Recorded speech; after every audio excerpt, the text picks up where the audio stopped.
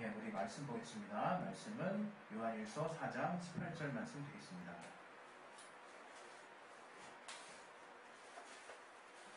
요한일서 4장 18절 말씀. 우리 두 번 읽겠습니다. 두 번.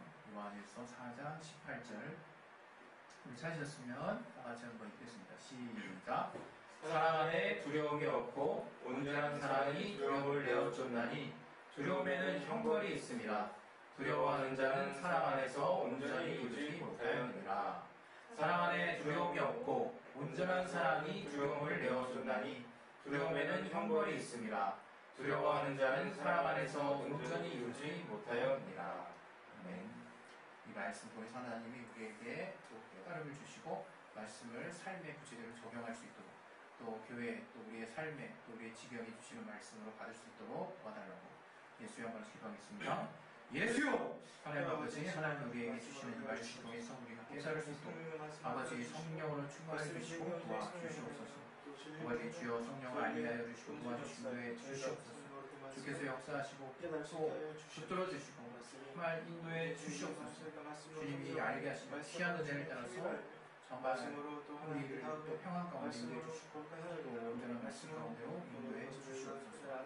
예수 이름으로 기도했습니다. 아멘.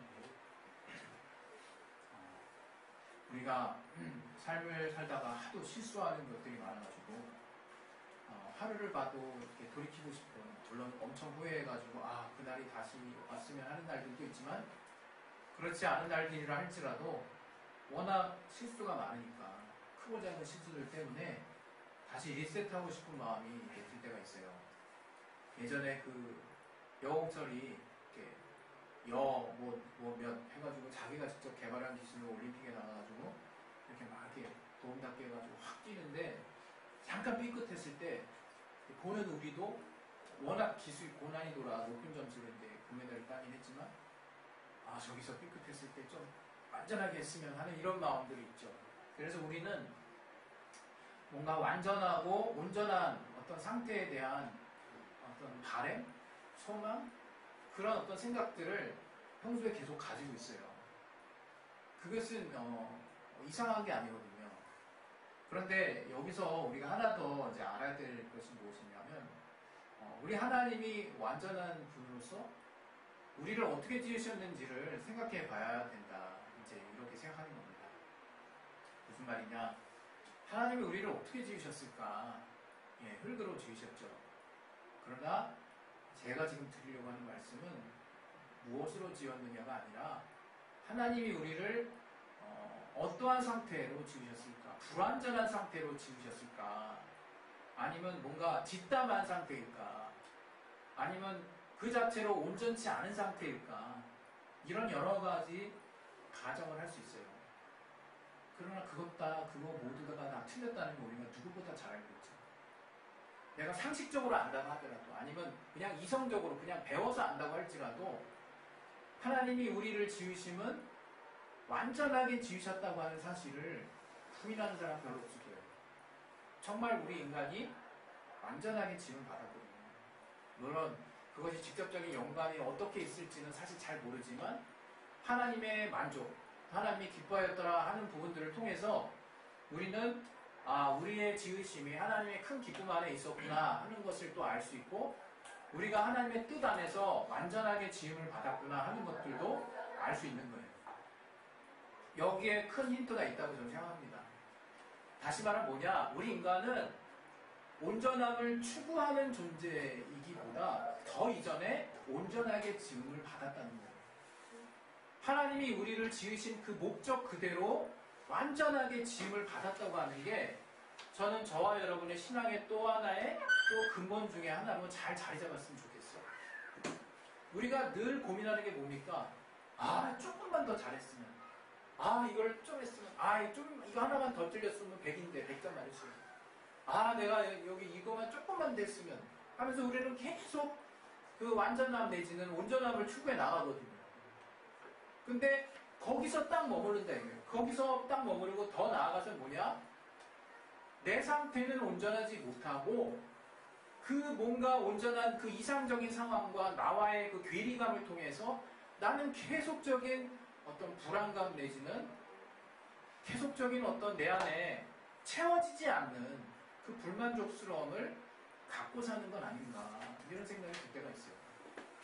여러분 우리가 사는 세상이 저도 그렇지만 얼마나 불안전하고 얼마나 불확실합니까? 정말 뭐 하루 잤다 일어나면 뭐 사건 사고는 말할 것도 없고 내 앞에 있는 일들조차도 너무나 변화무쌍한 일들이 일어나잖아요. 그러니까 우리가 뭐 하나를 이렇게 마음을 정해서 사실은 가기가 어렵죠. 특별히 내 앞에 벌어지는 일들 가운데 뭔가 돌발적인 일들이 벌어졌을 때, 또 그것이 어떤 평소에 내가 경험해보지 못한 일들일 때 얼마나 나는 당황합니까? 그러면서 내가 흔히 실수하는 것은 내가 뭐 잘못했나? 라고 간다는 거예요. 내가 뭐 잘못했나? 또는 이 불안한 환경을 빨리 탈피하고 싶은데 벌써 나는 그 환경의 영향을 받고 있다는 거죠. 벌써 난 그 안에 들어와 있는 거예요. 그게 저는 어느 때부터인가 그러한 사실들이 객관적으로 보이기 시작했어요. 이거는 내 게 아닌데. 내가 왜 벌써 이 환경 안에 들어와서 나조차도 그 불안함에 함께 동참하고 있는 거지? 나조차도 왜 그런 불안전한 환경 가운데 나 자신을 계속 요동하게 하고 있는 거지? 그런 생각들을 제가 하면서 이건 뭔가 잘못돼도 한참 잘못됐다. 이제 이런 생각을 이제 하게 된 거예요. 오늘 이 본문을 보면 이 본문의 말씀을 제가 한때요. 이 말씀에도 이게 되게 평화로운 말씀처럼 되게 좀 힘을 주는 말씀처럼 보일 수도 있지만 어떤 사람한테는요. 이 엄청난 또 무서운 말씀으로 보일 수도 있어요. 이 4장, 요한일서 4장 18절이. 제가 옛날에 그랬어요. 이 앞에 말씀만 보이는 게 아니라 뒤에 말씀만 보이는 거예요.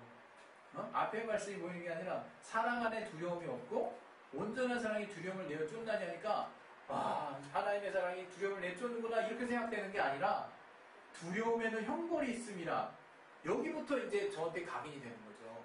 그러면서 두려워하는 자는 사랑 안에서 온전히 이루지 못했대. 이 책임론까지 막 나한테 얹어지는 거예요. 책임론까지. 내가 두려웠기 때문에 온전한 사랑을 하지 못했구나. 이렇게 마치 이 성경이 나한테 책망하는 듯한 그런 뉘앙스로 한동안 다가왔던 적이 있어요. 이 앞에 첫 줄은 그냥 까맣게 지워지는 거죠. 별로 크게 중요하다고 여겨지지도 않고 그냥 두 번째 줄부터 계속 들어오는 거예요. 근데 참 아이러니한 현실은 우리가 우리의 삶을 그렇게 살고 있지 않나 싶다는 거예요. 우리가 비단 하나님과의 신앙과의 관계뿐만 아니라 우리의 삶의 모든 부분에 있어서 대부분 이렇게 자꾸 먼저 생각을 하고 먼저 우리가 세상을 바라보고 있지 않나라는 생각을 해요. 제가 또 얼마 전에도 이렇게 또 이 타이어가 갑자기 이렇게 뻥크가 이게 못이 바뀌어가지고 이게 도대체 뭐로 인한 일인가 여러 가지 생각을 하게 되더라고요. 근데 돈이 또 왕창 또 나가잖아요. 이게 또 밑에 지렁이만 박으면 될 일이 아니라 가생이 또 이게 측면에 또 애매하게 그 대각선 그 면에 두껍지도 않은 곳에 뿅 갖다 박혀가지고 그러나 어쨌든 가족의 안전을 위해서 이제 고치고 왔는데 여러 가지 생각이 드는 거죠. 왜 이런 일이 그리고 내가 뭔가 잘못했나? 항상 이 코드를 내가 벗어났나 싶으면 불현듯 그 똑같은 코드가 저를 엄습해서 저를 계속 갉아먹고 있더라 이거예요. 저는요 아주 쿨하게 생각했어요. 가족의 안전을 하나님이 지켜주셨구나. 정말 나중에 정말 가다가 뻥 터져기라도 하면 진짜 얼마나 큰 위험이냐. 지금 미리 사전 투자한 거네. 사실 믿음이 크게 되진 않았어요. 왜? 이전에 갈았던 타이어가 아직 한 10,000km 더 뛸 수 있는 상황이었기 때문에. 근데 그 10,000km를 내가 어떻게 좁힐 수 있느냐? 이성적으로는 좁혀지지 않더라고요. 그러나 내 앞을 예비해 가시는 하나님, 또 선하신 하나님, 또 내가 경험한 하나님의 그동안의 역사들을 체험하고 또 내가 운전 습관 중에서 실수했던 부분들을 여러 가지를 고려하다 보면 정말 충분히 납득할 뿐만 아니라 뛰어넘을 수 있는 이유들이 많이 있고 더 그 저변에 근본적으로 내가 왜 이 일을 왜 항상 그냥 평범하게 누구도 일어날 수 있는 일 가운데 그냥 처리해버리면 되는 일로 보지 않고 뭔가 문제가 있다라고 바라봤을까 하는 부분이 보이기 시작하는 거죠. 저는 그게 우리가 어떻게 지음을 받았는지를 계속해서 내가 나의 정체성을 확인하지 않은 결과가 아닐까라고 하는 생각이 드는 거예요. 하나님이 우리를 온전한 존재로 지으셨어요. 비단 우리가 죄를 지었을 때 하나님이 그 아들 예수를 보내셨죠. 그 사건을 우리가 어떻게 바라보고 어떻게 해석합니까? 하나님이 인간이 죄를 지었기 때문에 급작스럽게 우발 계획으로 원래 계획은 딴 데 있었지만 그렇게 간 걸까요? 저는 그렇게 보지 않는다는 거예요. 하나님은 전지전능하세요. 그러나 이 죄를 짓게 된 부분은 마귀의 영향도 있지만 우리의 자유의지의 선택에 따른 또 결과이기도 하잖아요. 이걸 어떻게 해석할 거냐. 물론 쉽지 않은 신학의 영역이고 우리는 이걸 신앙 안에서 어떻게 받아들일 거냐 하는 부분을 고민하는 거죠. 저는 이 부분을 이렇게 받아들입니다. 하나님이 그의 선한 의도를 따라서 우리의 자유의지에 해당하는 부분만큼 그분의 의지를 양보하셨다고 생각해요. 그래서 그 이후 벌어질 수 있는 여러 가지 닥칠 수 있는 일들에 대해서 하나님은 그분의 공의와 긍휼의 원칙을 따라서 그렇게 처리하시기로 작정하셨구나. 그랬을 때 제 앞에 우리의 선택으로 말미암는 그 죄가 들어왔을 때 우리는 이제 예수 공로를 힘입어야만 주님과 대화할 수 있고 주님의 거룩함을 회복할 수 있는 존재가 됐어요. 그러나 그것을 마치 더러워졌다 깨끗해졌다 이렇게 난 보는 시각은 좀 온전치 않다고 생각해요. 본래 우리 인간이 어떻게 지음받았느냐? 온전하게 지음받았다는 거예요. 우리가 잠시 하나님이 선한 의도로 만들어주신 그 우리 안에 두신 자유의지의 잘못된 선택에 의해서 우리가 죄를 짓게 됐지만 앞으로도 우리는 그러한 죄의 부분에 대해서 크게 자유로울 수 없을 수 있어요. 우리 행위적인 어떤 죄에 대해서. 그러나 하나님은 영원한 용서의 길을 열어버리셨다. 그분의 긍휼과 그분의 공의에 신비로운 조화로운 그 뜻에 따라서 그분이 충돌되지 아니하고 완전하신 그분의 뜻에 따라서 우리가 과연 온전한 존재였다는 것을 정말 드러내 보이셨다 이거예요. 저는 여러분 우리가 사는 동안에 내가 얼마나 온전한 존재인지를 주님 안에서 더 발견해 가셨으면 좋겠어요. 그거는 자랑질하는 게 아니에요. 그냥 교만해지라는 게 아니에요.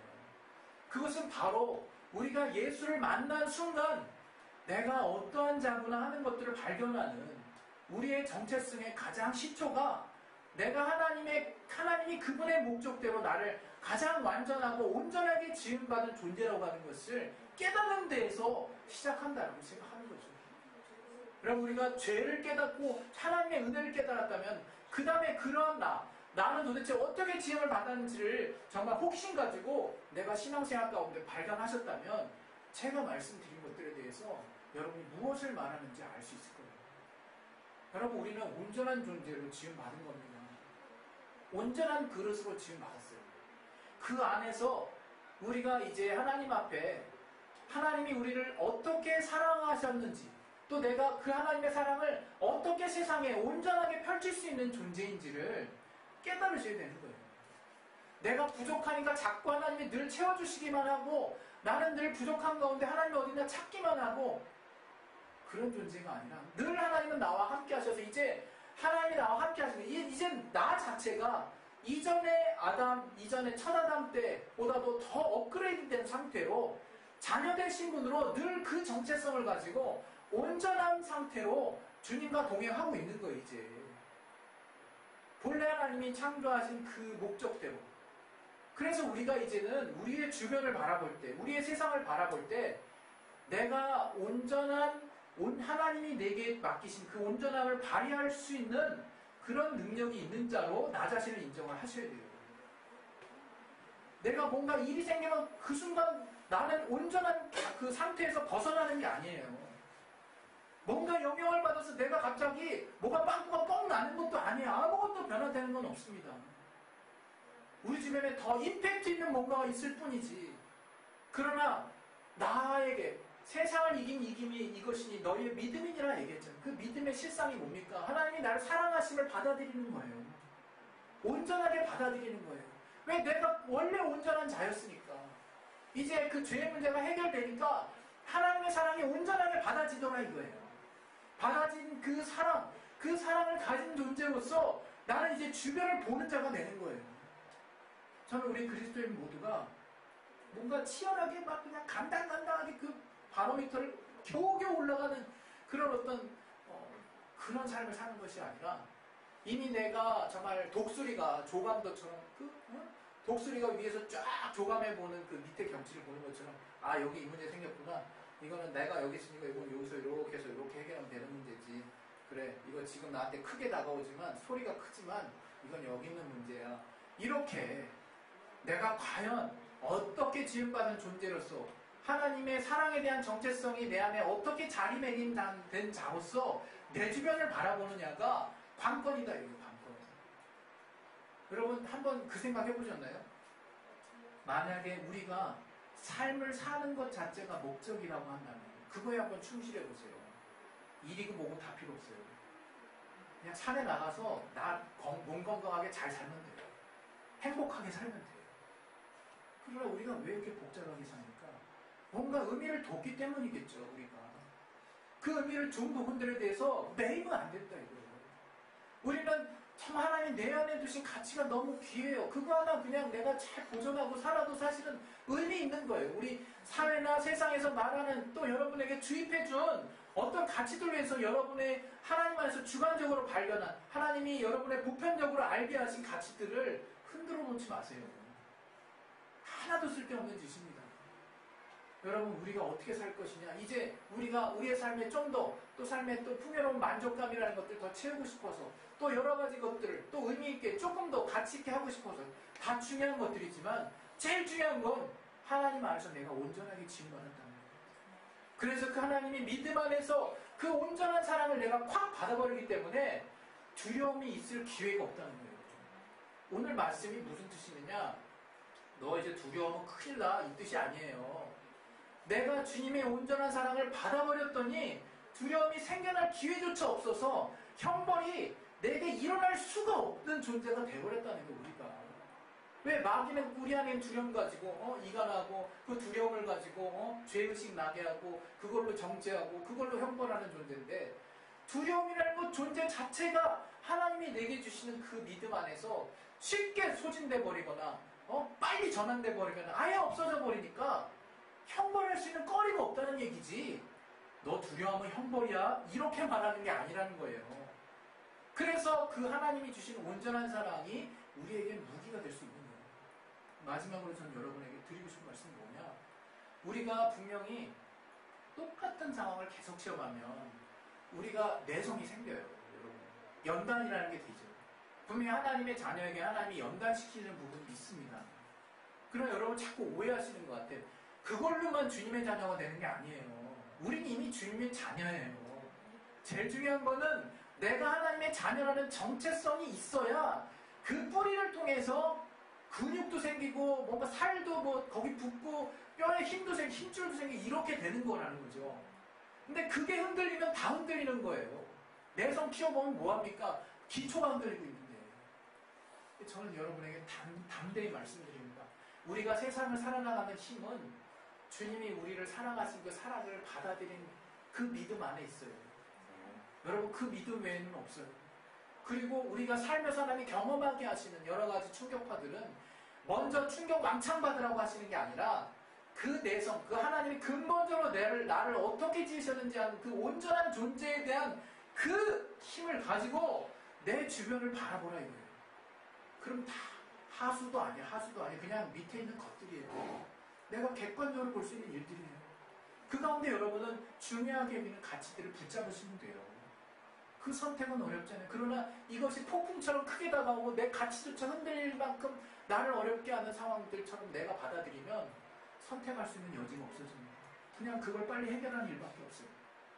여러분, 우리는 각자 자기의 하나님이 부여해 주신 영역에서 정말 자기가 생각할 때 최고로 어려운 삶을 또 겪고 그것이 남들이 볼 때도 너무나 정말 안타까울 수도 있어요. 그러나 그 일들 때문에 안타까워하지 마시고 내가 하나님 안에서 온전한 존재로서 지음받은 그 정체성이 흔들려서 그 사랑 때문에 사실 그 사랑의 흔들림으로 내 안에 두려움이 다가오고 그로 인한 파생 효과들 때문에 내가 마치 여러 가지를 짊어져야 하는 그 안타까움을 더 답답해 하셔서 정말 늘 주님 안에서 내가 어떠한 존재로 지금 나는 온전한 존재로 지음받았다는 것을 절대로 놓지 마시고 어떤 정말 나의 온전함을 파괴하려고 하는 시도도 있을 수 없는 일이기 때문에 여러분이 그것을 잘 방어하셔서 주 안에서 승리하실 수 있기를 예수 이름으로 축원드립니다. 할렐루야. 이 시간에 이제 기도하겠습니다. 우리가 막 두려움을 막 내어 쫓으려고 막 치열하게 싸우고 이러는 것도 아니에요. 사실은 정말 우리가 깨달을 때 이제 알게 될 때 인정하고 있을 때 성령을 통해서 하나님의 사랑을 그래서 내가 매 순간 이런 어려운 일들을 통해서 하나님의 사랑을 내 안에 하나씩 체험해가는 것이기 때문에 여러분이 그런 사랑을 또 알게 하는 그 과정들이 너무나 귀합니다. 여러분이 내성이 생겨서 여러분을 잘 보호하는 것은 한계가 있습니다. 그러나 여러분의 정체성 안에서 하나님이 나를 어떻게 지으셨는지를 내가 분명히 알고 있는 가운데 세상을 보는 기준은 순간순간 달라집니다. 우리 시간에 예수의 한 번씩 기도하실 때 하나님 주님께서 온전한 사랑이 두려움을 내어준다 말씀하신 그 말씀 정말 내가 이제는 성령 안에서 잘 알고 있사오니 아버지 내가 정말 하나님이 나를 과연 완전한 하나님이 나를 온전하게 그 목적대로 지으셨다는 것을 깨닫고 또 영원한 용서의 길을 또 내게 허락하신 것도 감사하오니 내가 늘 주님 앞에 온전한 존재로서 내 주변과 나의 삶을 바라볼 수 있게 도와주셔서 하나님이 내게 준 사랑 안에서 정말 내 주변에 영향을 끼칠 수 있는 자가 될 수 있도록 도와달라고 우리 시간에 예수의 한 번씩 기도하겠습니다. 예수! 하나님 아버지 우리에게 정말 성령